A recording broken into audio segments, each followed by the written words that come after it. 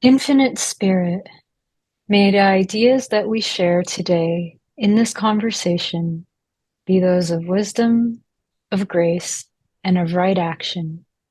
In every thought, word, and act, may we exhibit perfect harmony with universal law. Welcome, welcome, Jeffrey. Welcome, guests. Welcome, everyone. It's an honor to be here with you today. I'm delighted to introduce you to another friend. Um, this is the Serene and Friends show, really, not just conversations with Serene. I'm having a blast. And my friend today is Jeffery Davis, whom I've known for probably around 7 years now. Yeah. We we met in a business coaching program, Yeah. and then it turned out that we had other interests, spiritual and metaphysical, and a couple of classes together, and shared some stories, did some really cool, I don't know what you want to call them, like telepathic experiences or experiments together with, just playing with energy. And I've really enjoyed knowing Jeffrey, and I appreciate him. He's very resilient. He's very adaptable. He's got a big heart, and I just see him as a person that keeps trying to do his best, and I really appreciate his patience with me. I don't know if he knew that, so thank you, No, I didn't Jeffrey. know that. I appreciate you. Yeah. Yeah, so I'm curious if you could share just a little bit about like who you are today, and how you got here. Sure. Hi, my name is Jeffery Davis. I'm an executive coach. I work mostly with men, high performing entrepreneurs. And what I do with them is I help them up level their performance so that the next level of achievement no longer continues to cost them in areas of relationship and health and fulfillment from the job that they're doing. It's really powerful work. It's heart work, and it's work that I did as an entrepreneur and as a corporate person, and I'm bringing back and offering out into the world.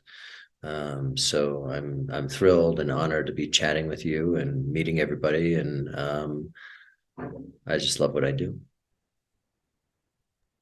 Yay, thank you for sharing. It sounds like in a nutshell, you help men live balanced lives of fulfillment. I help men. What happens is high performing men tend to do well in performance, live in their head, do business, which is mostly a head based, numbers and everything else.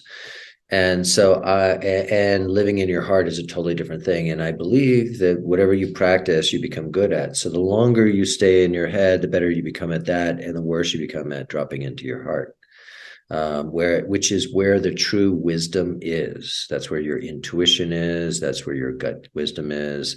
That's where your divine alignment is. That's where your connection to your higher self, to whatever you want to call that, whether it's God, whether it's you, whether it's source, whatever you want to believe. I do believe that there's an energy bigger than just us and these meat suits that we walk around in.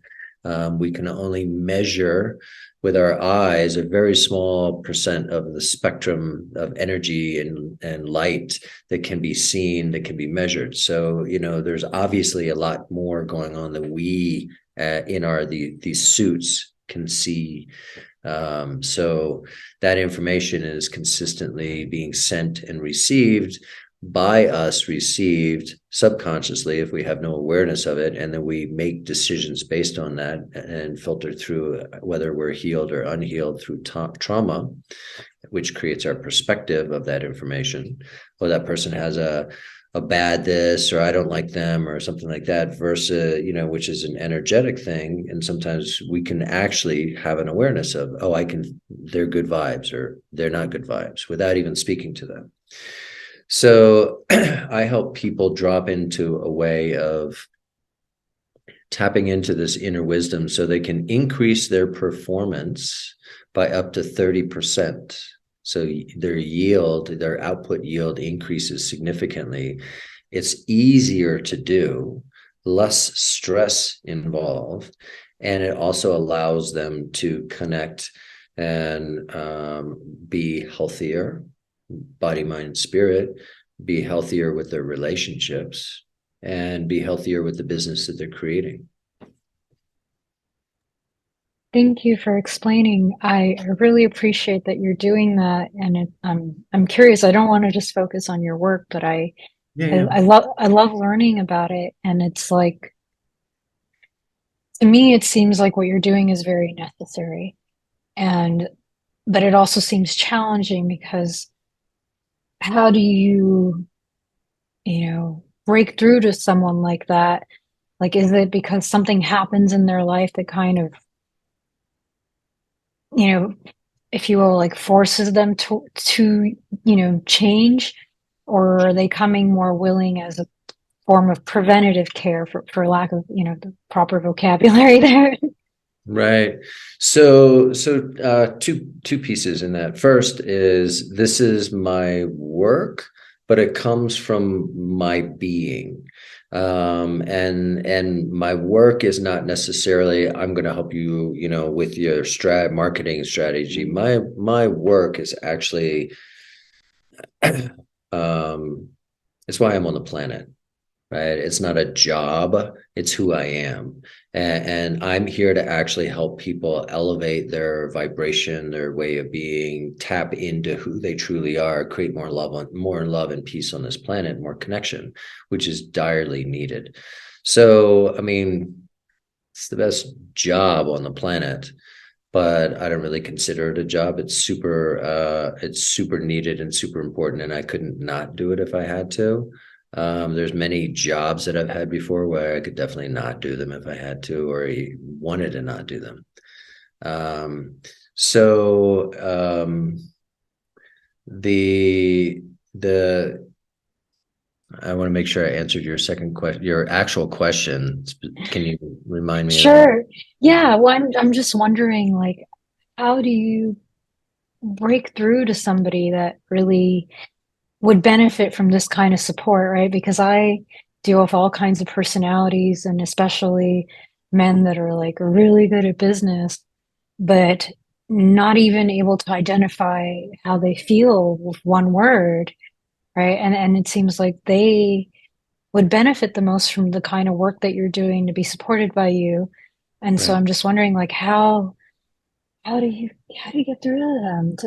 Is it because they really, like they just don't have a choice, like something happens in their life, like a wake up call, or is it like, are there gentler, more subtler ways?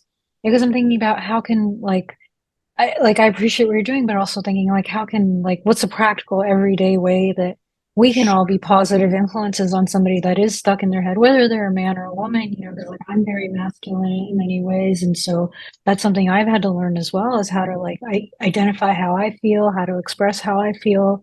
It's not something I learned to be an entrepreneur, I learned to be independent. And so that's part of the reason I'm asking, because, I know there are others that are curious, like, and maybe they're listening and they realize like, yeah, maybe I need this, but I'm not ready. I don't know, does that make sense? So there's a couple questions in there, and so the people that I work with are fall into kind of two camps. So the first camp is they want to increase their, I mean, this is not their first personal development. They understand clearly that the level of personal development is what either helps or holds back the level of business development. IQ can only take you so far. EQ is, and IQ can't be improved. You can improve the knowledge that you have within the IQ that you have, but you can't up level your IQ. You can up level your EQ, and EQ is a leadership skill. It's how you inspire people. It's who you're being, which is super important. We talk about, one of the things that you said is we talk about how do you create more of that in the world. The first place that you create it is inside of yourself, because it's crazy to think that I want more love in the world, so everybody better be more loving, and if they're not, I'm going to get mad at them. Okay, so who's like you're all you're going to do is be mad a lot because people are going to react to you and you don't stand for anything. You literally get knocked over because somebody has a bad mood. Maybe it's directed at you, maybe it's not. Maybe they said something that's snappy, maybe it's not, and you don't stand for anything. Literally, you're a victim of circumstances. That's it, victim of circumstances with no center.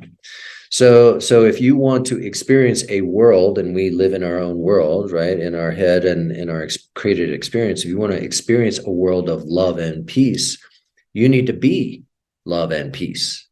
And then you'll be the first person that experiences love and peace. And then everybody else will have an experience of what love and peace is because you are love and peace, right? So when they interact with you, you interact as love and peace. That doesn't mean they say something, obnoxious to you and you say something obnoxious to that, because again, that's not standing for anything. That's just simply reacting and passing the hot potato back and forth. Maybe be curious. Why do that's interesting. It sounds like the way you say that you're mad, or I mean, like, just be present. Being present is actually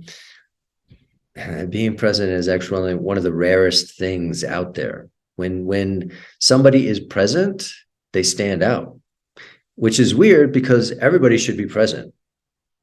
But the couple people that are present that we see in our lives, they stand out, they feel alive, we can feel their energy because they're present. When you're still and not distracted, not a victim of circumstances, but you know who you are solidly. Not, I'm a business person, I'm an accountant, I'm a dad. Those are titles and job duties. But who are you? Right? That's a difficult decision, a difficult question to answer, but an important one. Right. So to really drop down level by level.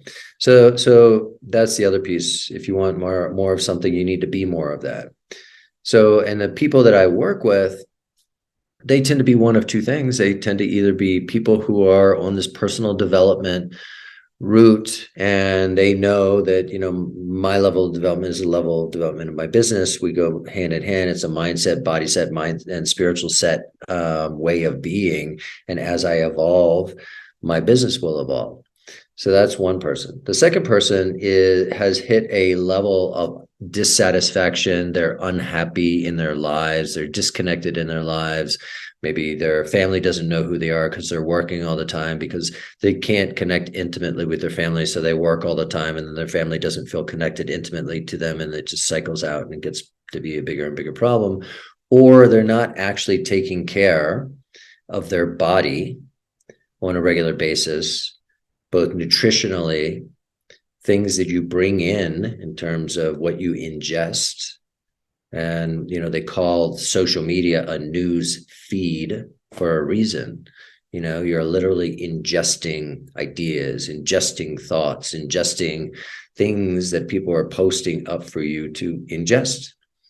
Right. So, and being mindful of, am I one of the millions of people who have decided to watch Netflix serial documentary about Jeffrey Dahmer, who's a serial killer, as entertainment?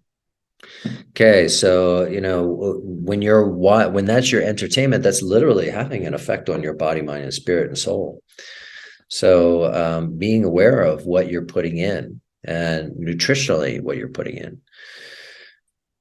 So they start experiencing some level of breakdown. You could call it, old school would be midlife crisis. I would call it the beginning of an awakening. An awakening many times happens at a level of pain, but you actually need some support around that. There's more than enough information to get any information about personal development or whatever you want. You could go online, get anything you need. But when you're working with somebody like you or me, or you're in the energetic field even of somebody who's done some work, it starts to shift you consciously, subconsciously, informationally. I mean, there's truth to, we start to reflect the people that are around us, right? Because we're attracting them and we're holding them in that vibration that we're currently in. And as we, send out information that they connect with, they send in information that we connect with. So we all ships rise together or they all fall. So it's important to pay attention to who you surrounded yourself with, what you're putting inside of your body, and the connections that were created. We're taught. I was taught calculus. I was never taught how to have a successful relationship. In college, I never used calculus. Relationships all the time, communication all the time. No information on things like that, and how to run a business and things. But a lot of stuff that didn't really need.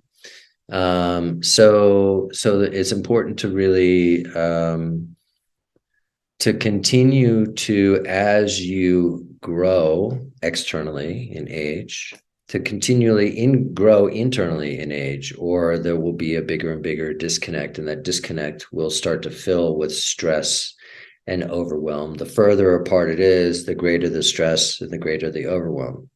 So you have to do what I consider, whether this is business or whatever it is, just a person has to continually have some self-awareness so that they're continually learning about themselves. And I don't know if you've ever sailed before, but you don't go in a straight line. As the wind comes, you flip the sail to one side, you flip the sail to the other, and you tack as you're going towards that one point that you focused on in the distance. So I kind of look at our journey here as we age. Our internal journey is a process of tacking, right? It's like, okay, I learned a little bit. Oh, got to make a switch and incorporate that shadow or that experience, which may have been unpleasant, in. And as I incorporate it in, then I make another level up turn, right? So it's just, so those are the two types of people that I work with.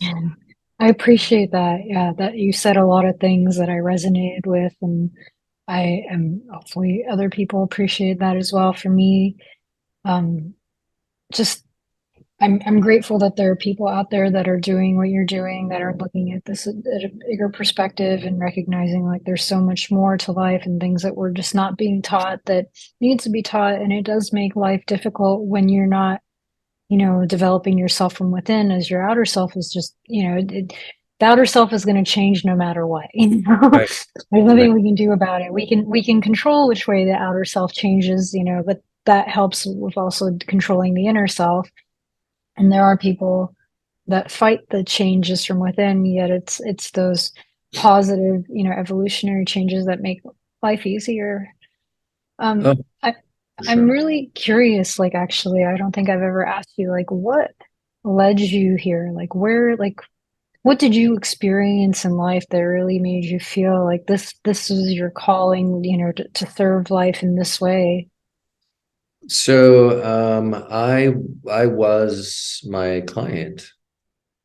I had a level of success, and it looked great from the outside, and it was quite enjoyable. And I lived in San Francisco, which we knew each other from there also, and it was a blast. But I didn't feel like it really connected to it. And I was in sales and corporate work and working in media, so I got an understanding of media and the subconscious. And on top of all of these pieces that I'll talk about, there's me, right? So there's certain things that I have based on my family and time period and environment, and the genetics that were downloaded, and both spiritual and physical, into this being that we see in front of me.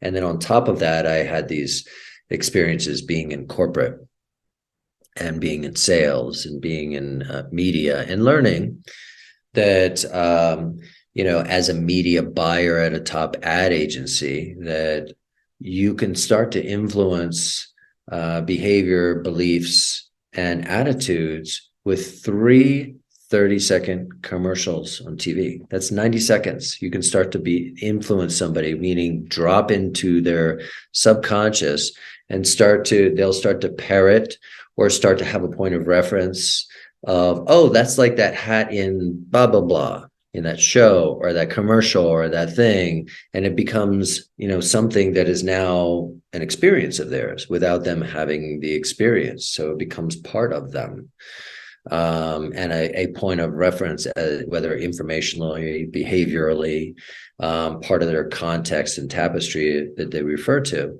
So I know the power of media. And I know that if you're consuming it, because as people who are in the United States, we're called consumers, right? We're not called producers, we're called consumers. I want to pause you there because one of the things I'm noticing that I really appreciate is the language that you're using and Uh, how you're clarifying how, like, it's right in front of us what's happening to us, right? Programming, news feed, right, consuming, right? But it's like we've almost become desensitized to these words, but they are literal. And so I right, really appreciate how you're breaking this down. And I wanted to pause because I wanted to mention it before and I didn't want to forget because it's so important for us to recognize, like, it's not a coincidence, you know. right. That's why this program that I've created, I'm doing it to help liberate people, to help empower people, you know, so that they are free thinkers and actually living a life that fulfills them versus trying to enslave them. Because I learned something kind of similar to you in my undergraduate studies in psychology about what we called it hypnosis. And it was like, well, you can get into advertising or marketing, and it takes as little as 33 seconds to hypnotize somebody, you know, and you know, so it's basically the same vein of what you're saying, you know, 3:33 seconds or 3:30 seconds, you know, it doesn't take that long to No. make an impact on somebody's life at a subconscious level and change them forever. And it's so important to protect our minds. So I just wanted to throw that in there. Yeah, no, I appreciate that, and I mean, I know we have that in common, and it's so fascinating when your eyes open up and you realize that everything, every word, everything in our environment has all been created, right? To the point of just think about it, like nations. We're on a rock in the middle of the universe, and we've decided that like this little piece that we've drawn a little circle around, that's ours. What is, I mean, and then somebody comes and takes part of it, or we expand it, or whatever it happens to be, but it's all made up. It's all literally made up. So when you realize that and you start to look at your life and say that my experience is my creation by my awareness, by the level of healing that I'm at, and by the vibration that I'm currently running at, and by the intention that I want to live my life at. And so when you do that, you start to become empowered and you start to notice what is in your world, and you get to make conscious choices. And the way that habits are created, behaviors are created, and ultimately our personalities are created is through those conscious choices. They start to become habits, then they start to become subconscious, then they start to, be who we are, right? And many of our personality traits, our subconscious and our ways of being, were choices made by a 7-year-old or 6-year-old or 5-year-old, right? And we're still making those. So that's what I mean, Yeah. attacking, right? Constantly looking at yourself. Maybe this person who thinks, this thing is right. Like if you start to look at everything as information versus right or wrong, you start to actually see how much opportunity there is in the world, and how much information there is in the world, and how much. So like, for instance, if I think this pen is right, and this is the thing I have, when you hand me $1 million bill, I have my hand locked on this, right? So $1 million bill is just an example of abundance. It doesn't have to be, right? It could be anything, love or whatever. But like, I have fixated that this is mine, and everything that's not this is wrong, right? Because I have a very black and white. So, and I'm not saying that, uh, that you live in total fluidity. What I am saying is there's a you that's experiencing things. And so when you know that your experience of things is your choice, and there's a distance between those two, you live in a state of power. in a state of freedom.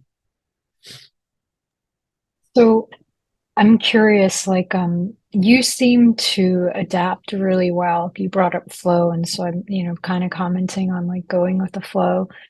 And I'm wondering, especially in these past few years, like you've it's been challenging times for many people, and I've noticed you adapting, and I'm wondering, like, what are some practices that help you to just keep moving and not like get bent out of shape, so that you can be more in flow and connected to life and be of more service to others.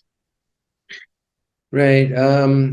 So it's really about what your belief is, meaning your mindset, and how much you're tapped into who you are and the information that your body's producing. Meaning, is your belief system that you have a fixed growth belief system, or yeah, I mean, do you have a fixed mindset or a growth mindset? If you have a growth mindset, you believe that everything contributes to your evolution. If you have a fixed mindset, that means that you believe that what just happened is either right or wrong, and you're a failure or a hero as a result of it.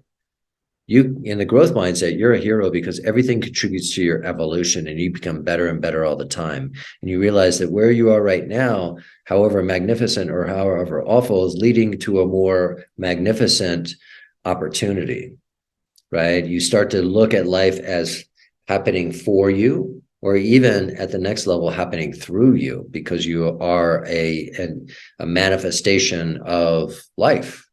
Right. So it's happening through you. And so when you choose to be a particular way, it goes in a particular way, your experience, because you've made that choice from an empowered place. And a fixed mindset is at the whim of circumstance, right? Even though you try your best to do something. So that's one way. The second way is, and so I operate from a growth mindset. I operate from a place of gratitude. Is I think a powerful tool. Gratitude is a powerful tool for many reasons. One is it has physiology that it improves your immune system, the cognition, your clarity. It also improves your connection to others, your communication skills, and provides kind of down regulates some of your nervous system. I also operate from a place of attunement to my body. So is my body tense while I'm working? So breathing and bringing some movement to my body instead of tensing up, because we've all had those moments where like, oh man, I got this knot right here. That's tension. And tension is something holding on to something. And when it's holding on to something, it's not allowing free movement, and it's reflective in your body of what's in your mind. And it's not called a yes. I've got a yes right in my arm, in my shoulder traps. It's called a not, like a no, like a stop, like we're holding on to something. This is not going anywhere. So attuning to your body and the messages that your body is giving you is super important, both from a health standpoint of your body and also from a connection to what you're experiencing in your mindset and also in your field. So we can, as humans, tap into the energy of other people. And I believe that we're on one level. I like to jokingly call it, we're all meat antennas, sending and receiving information in our little meat suits.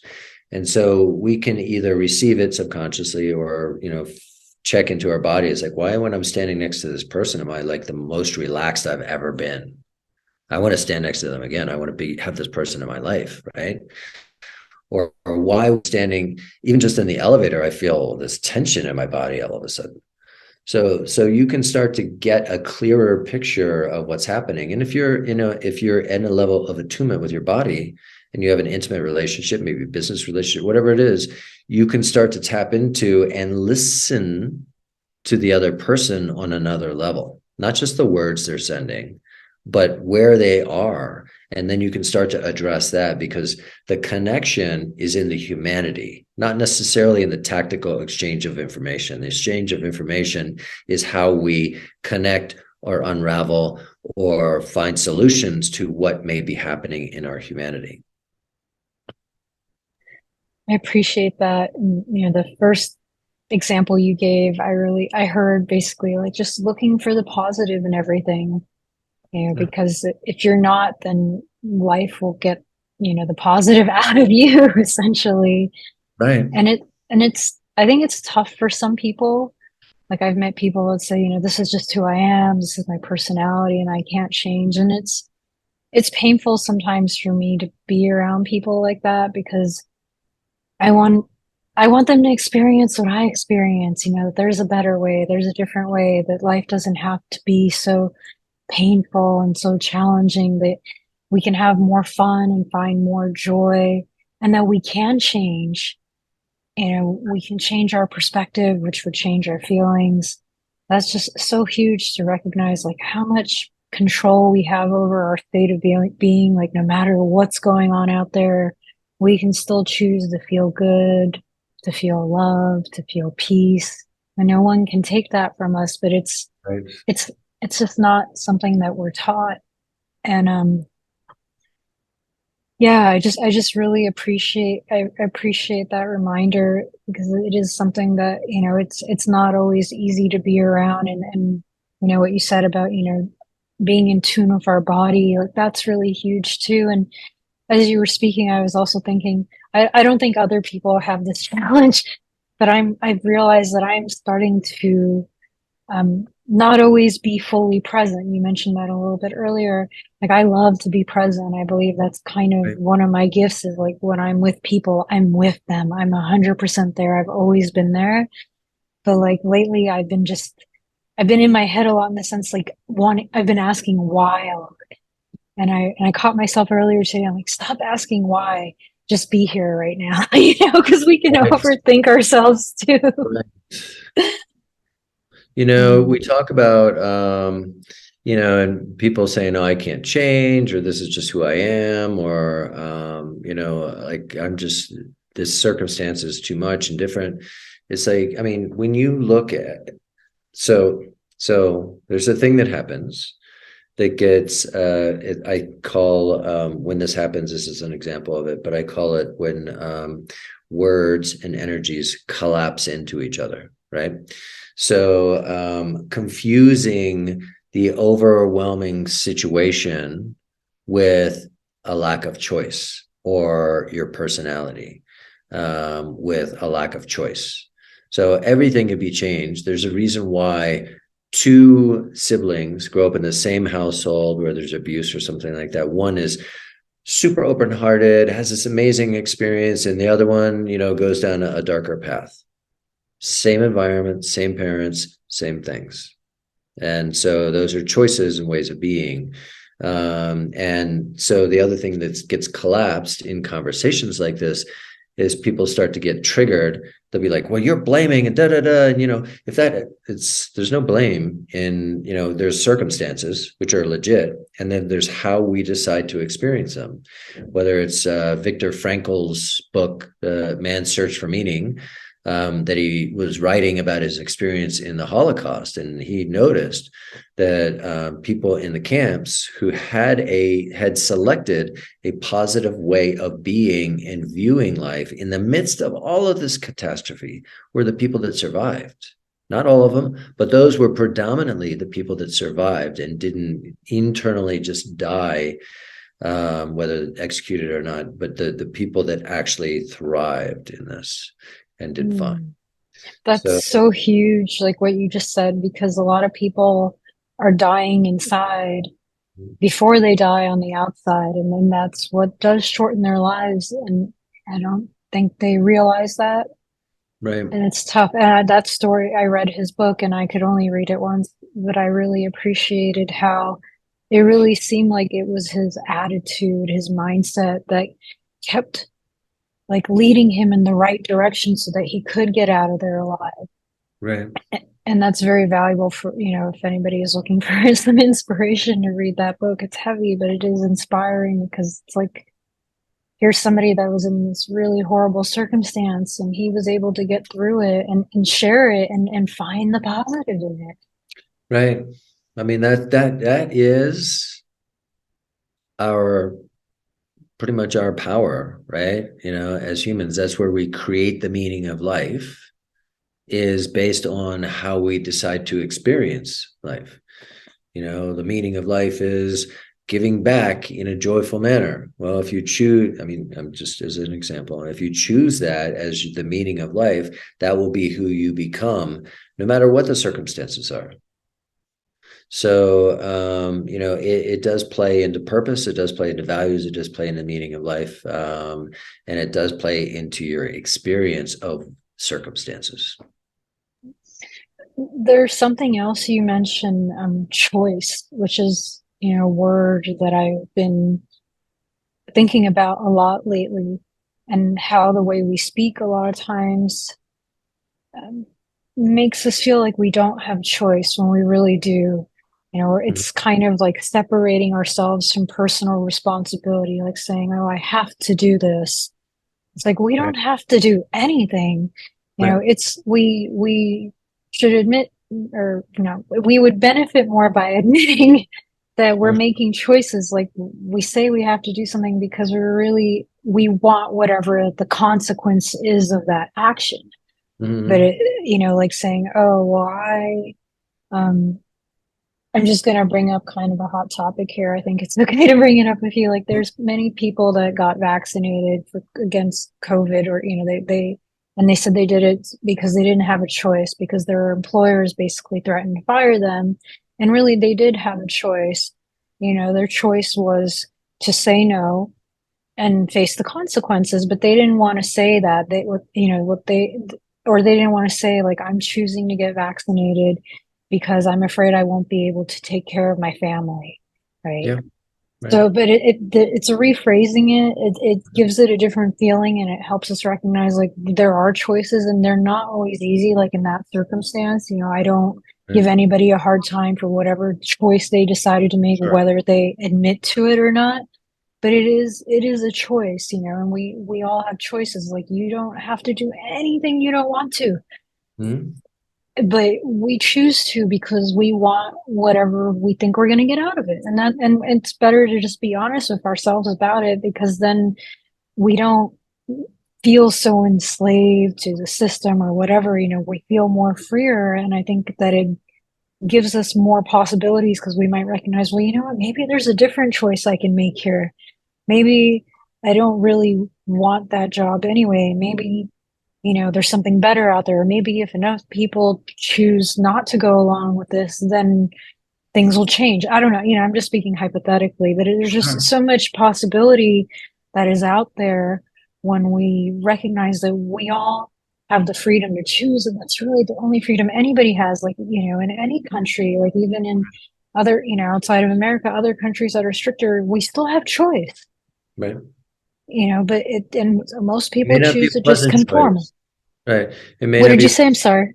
it may not be a pleasant choice, set of circumstances and choices. I mean, there are organizations thrive and love to say you have choice, but then give you two miserable choices. Even for, the presidency of the, largest country, or one of the most powerful countries if you measure by nuclear power, or whatever you want to say, or the declining dollar. But if you want to say, the phrase that I've heard over and over, it's like, well, it's the lesser of two evils.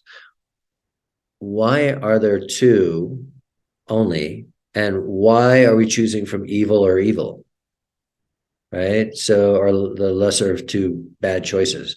So, like in a country or in a world, we should be able to choose, here's an independent, let's all choose that. Or here, like, there's power in choosing something that you truly believe in. If enough people believed that it was an independent, that was the best choice, and they weren't afraid to actually make that choice, because then they were like, oh, well, then this person that I don't like won't get elected, or will get elected, and they just actually made the choice. I think we'd have a totally different country and a totally different way of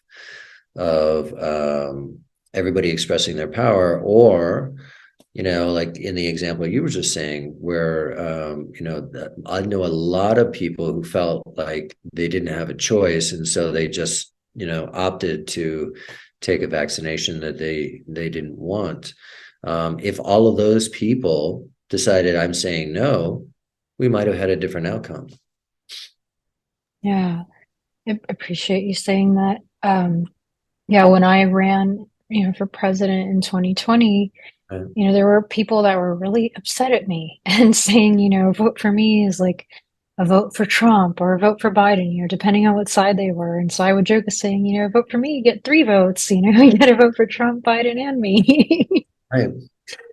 Right. And there were over 1,000 people running for office, and people would just say, there's just two choices.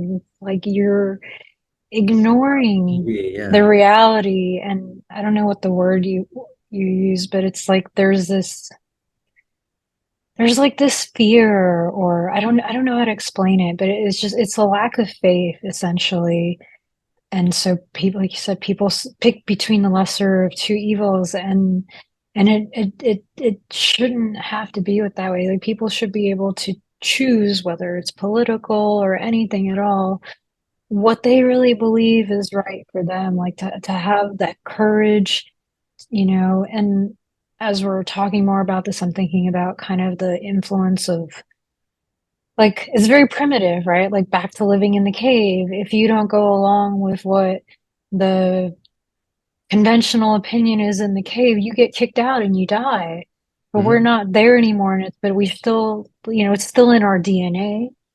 And so I think that's what many people are up against, is that there's this very primal urge to be part of the cave that still runs us, but then we've come so far that we can actually make different choices now. We're not going to get kicked out of the cave. We can start a new cave.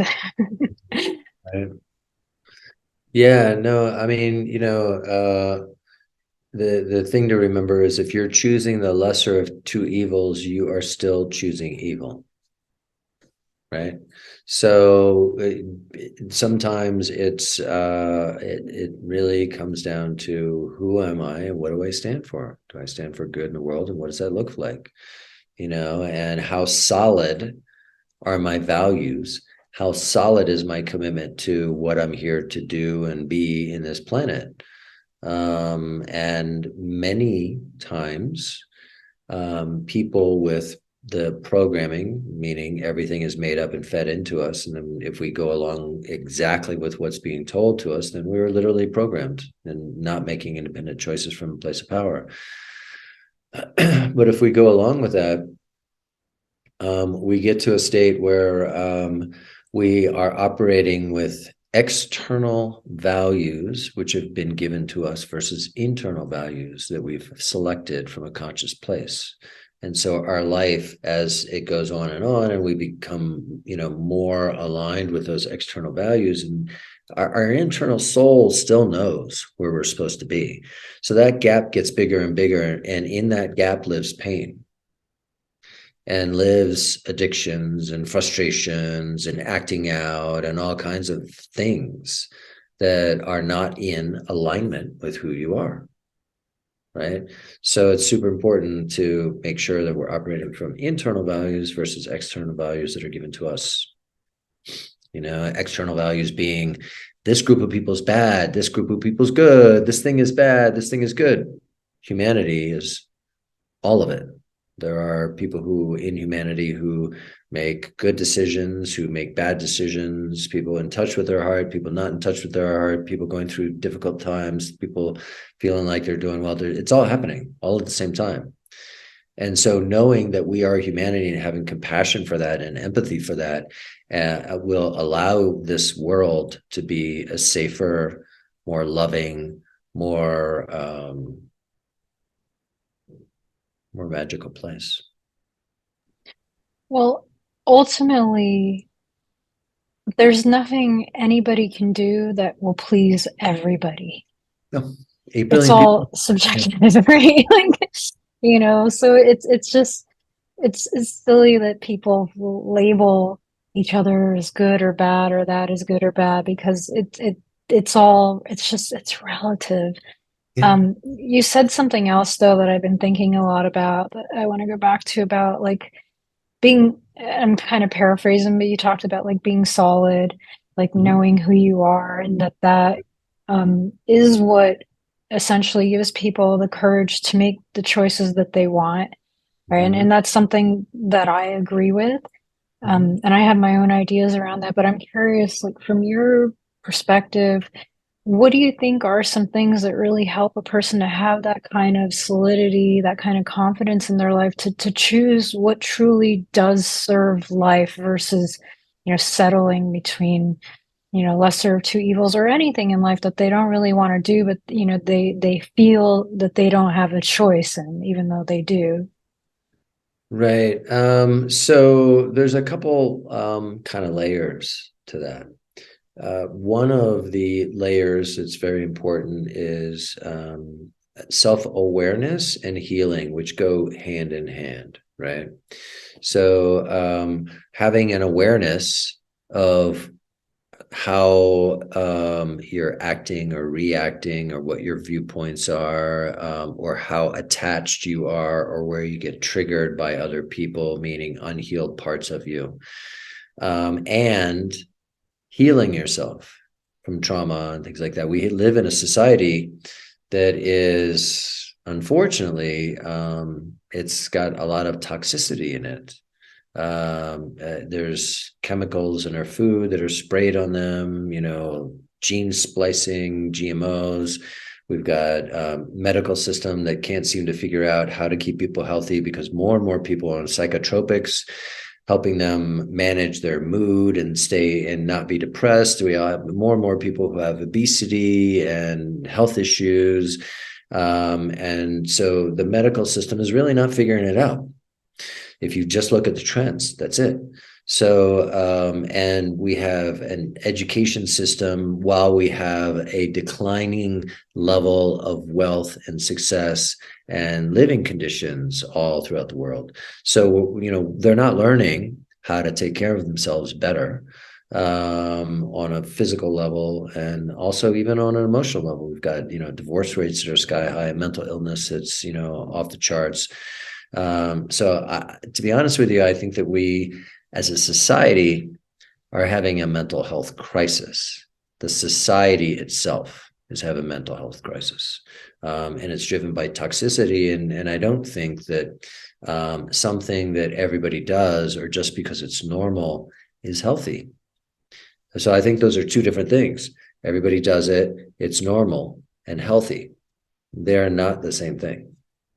So when you know that, then you can start to look, okay, so everybody's doing this, but everybody's sick. So maybe that's not the choice. So really looking at that, I think is important.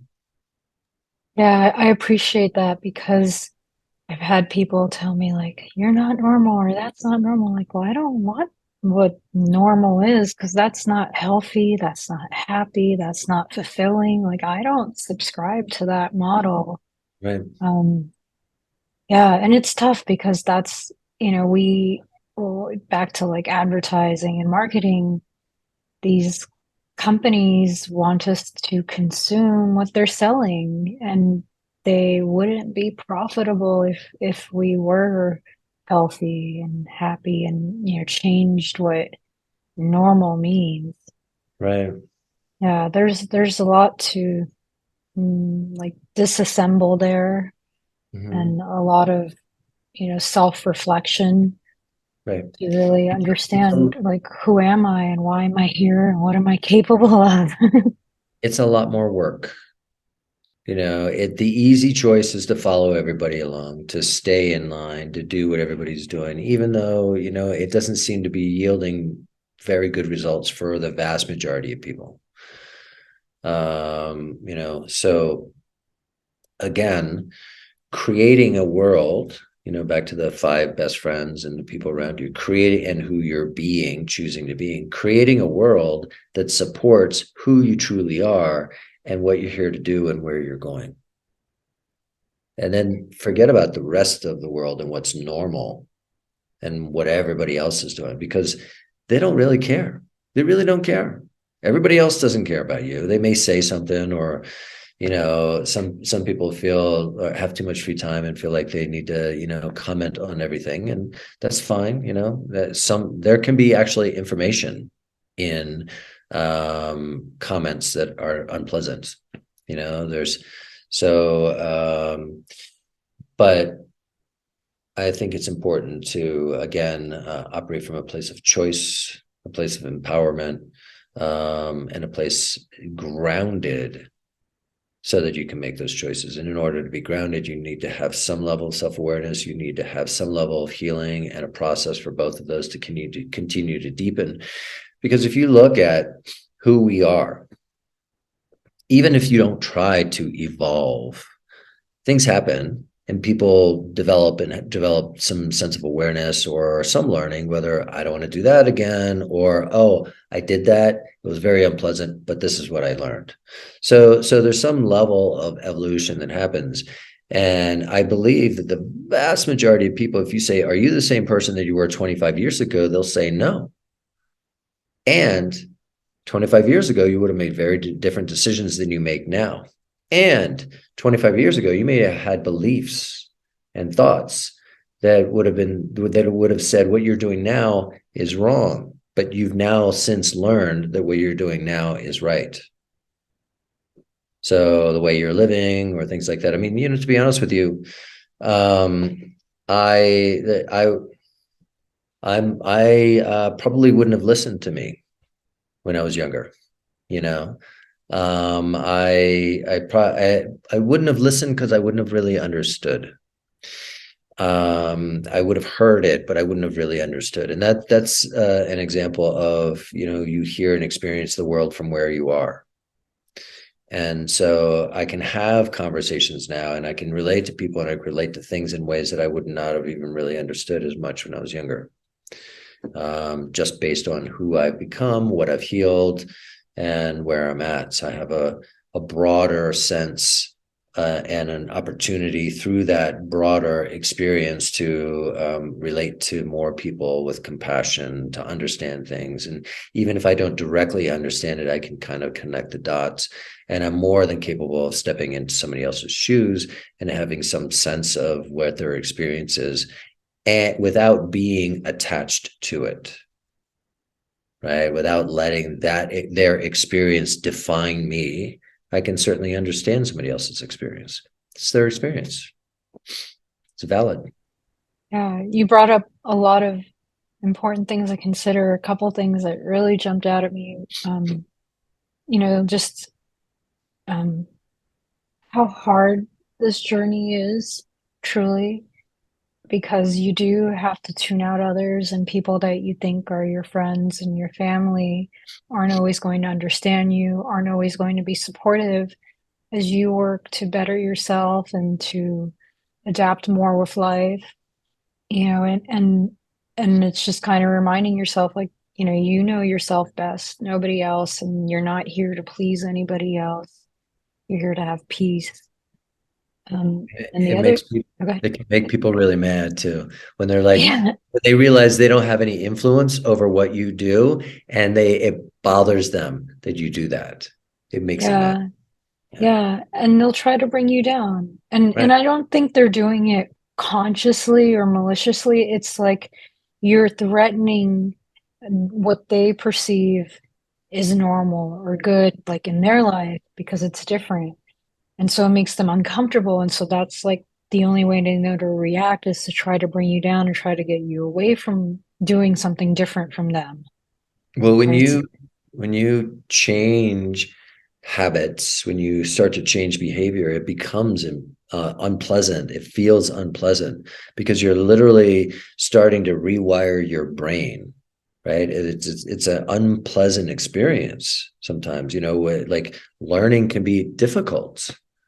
And the true learning, like you learn something and you can kind of understand it and things like that. Maybe you get it, but then the sleeping is when it starts to integrate and drop in and starts to actually rewire. And then you wake up and it starts to become more embodied over time.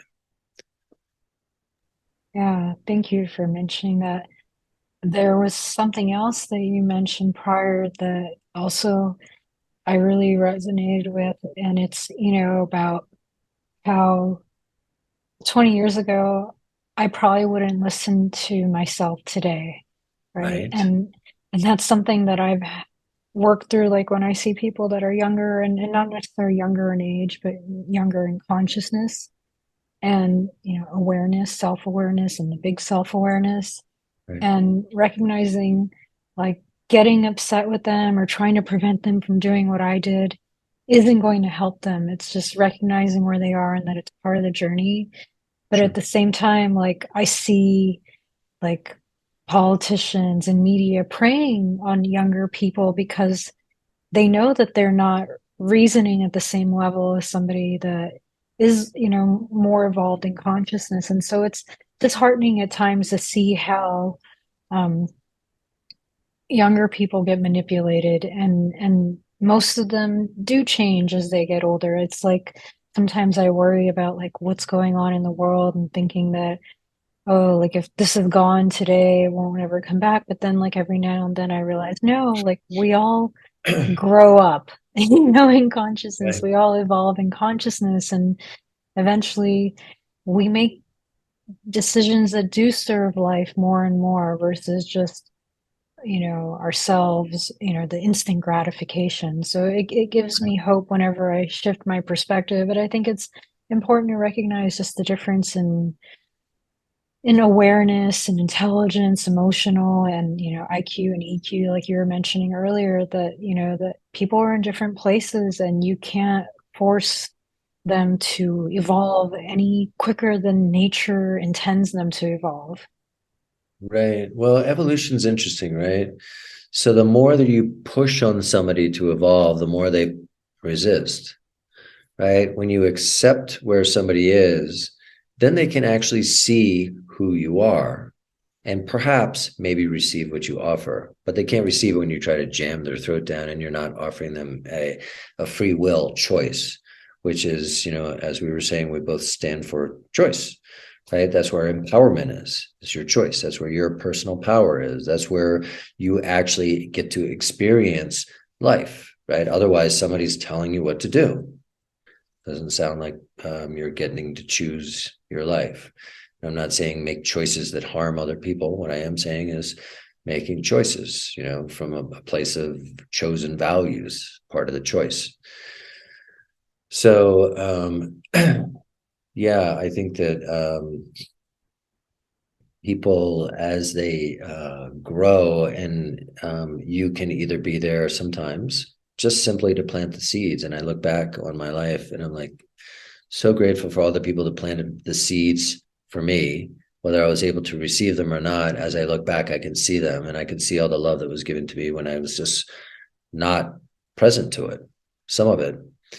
And so now I see the world and I see love very differently. At that time, younger, and also in my family. So I think it kind of came from that.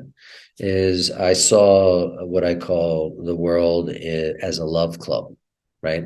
So there was a very small club of people that you loved, right? Family was already in it. And then it was really close friends. So you had to know somebody for a long time, and there had to be like this shift. So it was maybe 30 people, out of 8 billion people on the planet, right?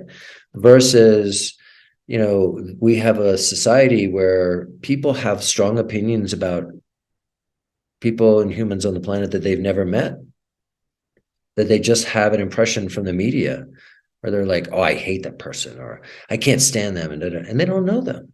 They just know what they've been told. They have no idea who this person is. So they basically do not know this person. They've decided they hate them, they dislike them, they can't stand them, whatever it is, whatever negative projection they have against them. But they don't have that necessarily for other people on the planet. I love people on the planet, right? There needs to be more love. If I want more love on the planet, I need to love more, right? And I need to make that a choice bigger than my love club. That's so So, huge. Just yeah, wanting to pause there. It's like so many people want others to change, but right, they're not willing to change themselves. Yes, if you want more love on the planet, you have to love more. I have to love more. It starts here. right, yeah. So yeah, I know that we're in alignment on some of the things that I talk about, and I know where you come from, and I know where your heart is, and I know the place of service that you want to be in this world, and I honor that. I think it's super important, and I think that it comes from work. There's not a lot of people on this planet. I mean, that grew up without some kind of trauma, some kind of things happen in life. I was at a dinner party the other night. I live in San Miguel de Allende. This is a picture of a place in San Miguel de Allende. But I live down here in Mexico. It's called the Heart of Mexico. It's built on rose quartz. It's a beautiful historic city, and cobblestone streets, and it's really amazing. I was at this dinner party, and the conversation was about traumas that had happened to these different people, all the people at the party. There were like 7 of us. But the reality is something happens to everybody, right? Things happen, whether it's a difficult relationship, a divorce in one case, illness, betrayal, things happen.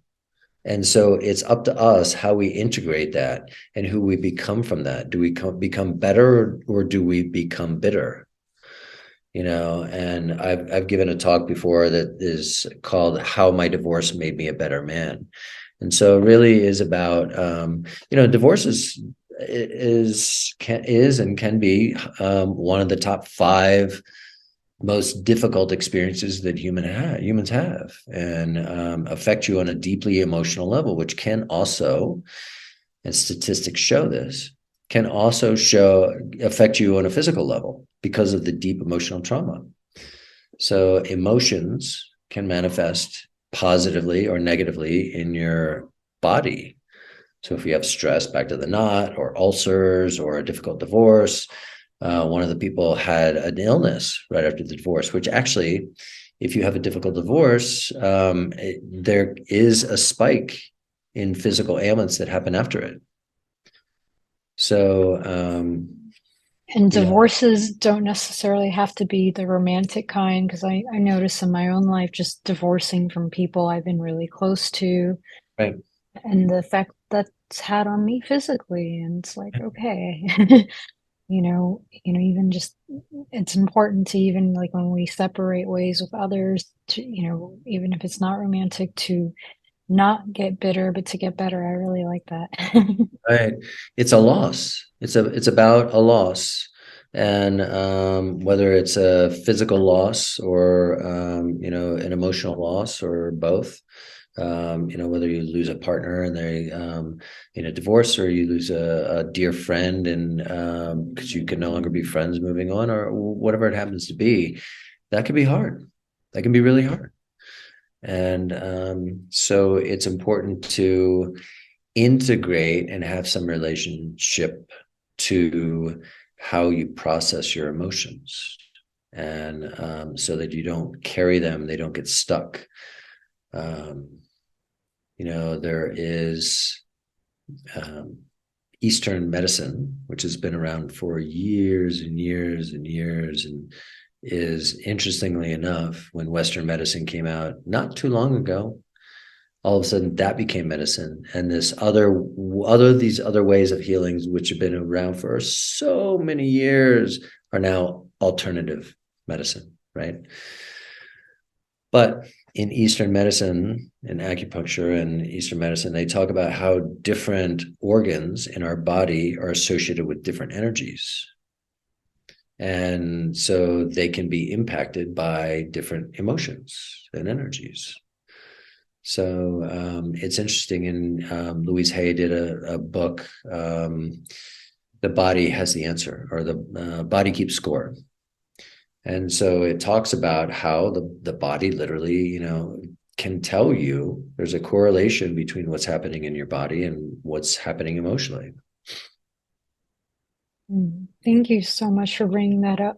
I was kind of chuckling because I started seeing a new acupuncturist recently, and he trained in China. And my Mhm. husband's from China, and I came home and started sharing some of the things. He's like, I thought I got away from the old country. How funny. But it's like Eastern practices are coming, now our way because people are looking for more answers, not just a band-aid, right? Like we want to get to the root cause of disease, and it's not always going to be physical. And oftentimes it is because we experience some sort of trauma. And, I remember years ago when I had pretty severe post-traumatic stress, a lot of people still weren't used to considering that you didn't have to be in the military to experience that, you Right. know. And what you said, I had a neighbor that told me the same thing the first time I met her, like basically how everybody's experienced some sort of trauma, right? And what I realize it comes down to just how we perceive experiences and how we move on from them. Right. Is it with grace? Does it make us better? Or do we let it get the best of us? So I really just appreciate all these things that you're talking about because I believe they're important for us to consider today, that they're, the Western medicine, Eastern medicine, they both have their place. And we should be looking at the entire person and looking at everything that's available to us to heal internally, externally, individually, collectively.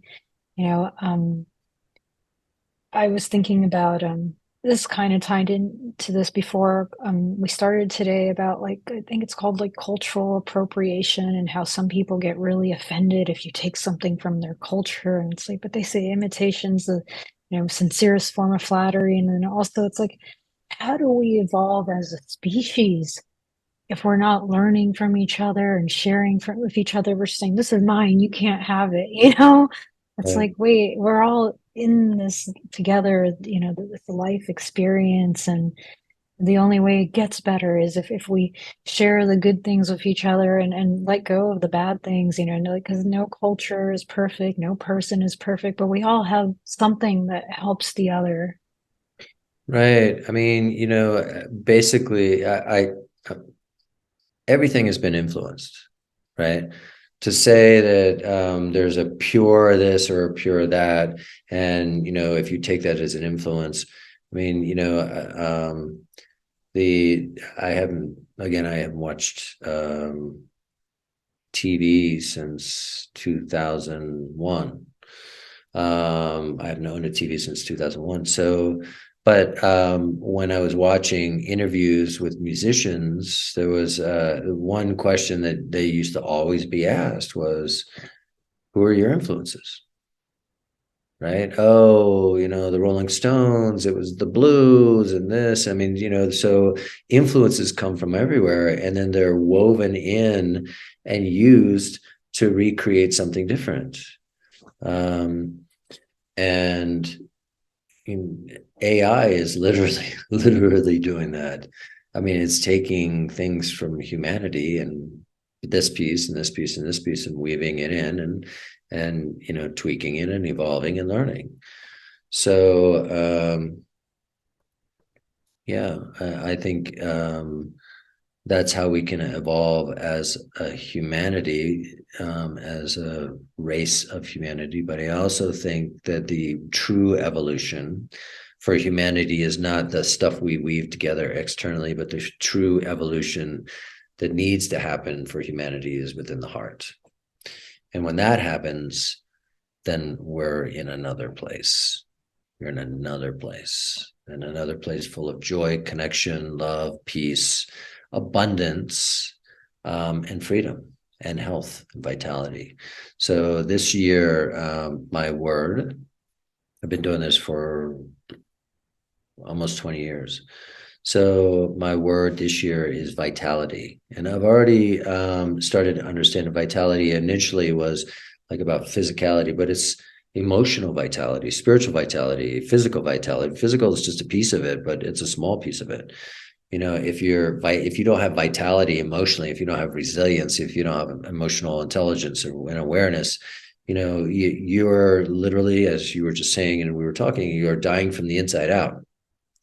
So, fixing the outside is just kind of, um, I'll take the analogy, putting lipstick on a pig, right? You're you're not actually changing anything. There's a connection to body, mind, spirit. And we've been saying this throughout this whole conversation, and I think it's indisputable. So it's important if you want vitality, which is certainly something to have, to look at all the levels of your life. Where do you have vitality? Where are you missing it? And how can you improve it? I guess I must have been picking that up when we first got on, before we started recording, because I mentioned you looked radiant and the vitality is working for you. Thank you. So, Jeffrey, before I go into the closing concept, I'm wondering if there's anything that you want to add to the conversation, anything that's, on your mind or in your heart right now, pressing to come out. Mm.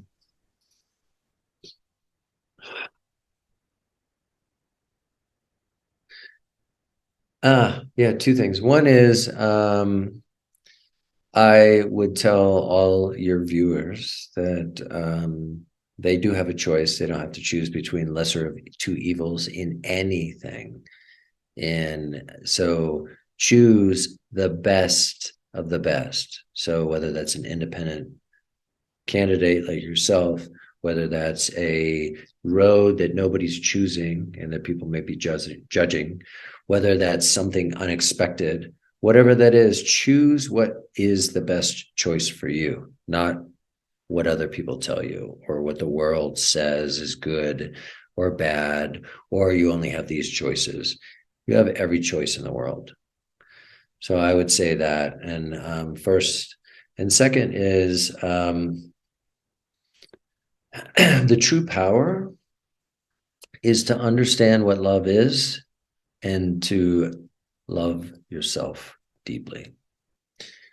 There's a misunderstanding, I think, of what love is. And if you have 10 people in the room, you ask them what love is, you might hear the same definition twice.